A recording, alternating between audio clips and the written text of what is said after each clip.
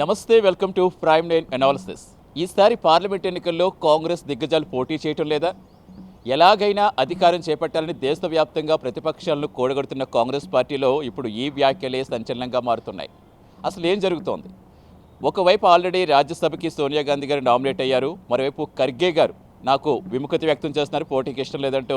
మరోవైపు అశోక్ గెహ్లాత్, హరీష్ రావత్ ఇలాంటి దిగ్విజయ్ సింగ్ ఇలాంటి దిగ్గజ నేతలంతా మాజీ సీఎంలందరూ కూడా ఈసారి పోటీకి దూరం అని చెప్తున్నారు. అసలు ఒక అధికారం ఎలా చేపట్టాలి, ఈసారి ఖచ్చితంగా కైవసం చేసుకొని దేశవ్యాప్తంగా తిరిగి ఇండియా కూటమికి ఏర్పడి ఖచ్చితంగా గెలుపొందాలనుకున్న నేపథ్యంలో కాంగ్రెస్ దిగ్గజాలు తలపడిన నేతలు వీళ్ళంతా మొత్తం రాజకీయాల్ని అవపోసన పట్టిన వారు వీళ్ళంతా కూడా ఈసారి ఎలక్షన్స్ దూరంగా ఉంటారంటే అసలు ఏం జరుగుతుందనేది ప్రస్తుతం దేశవ్యాప్తంగా చర్చనీయాంశమైంది.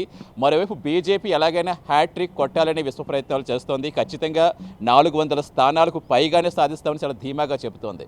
ఈ నేపథ్యంలో మరి కాంగ్రెస్ ఎలాంటి వ్యూహాలు రచిస్తోంది? అంటే అగ్రనేతలంతా కూడా ఇలా దూరం కావటం, అంటే రీసెంట్గానే సోనియా గాంధీ గారు రాజ్యసభకి వెళ్ళడం మనం చూస్తాం. ఇది కూడా ఒక సందర్భంగానే చెప్పుకోవాలి. ఎందుకంటే ఇందిరాగాంధీ గారి తర్వాత మళ్ళీ సోనియా గాంధీ గారే రాజ్యసభకు వెళ్ళిన వారిలో వాళ్ళ ఫ్యామిలీ నుంచి సంబంధించి.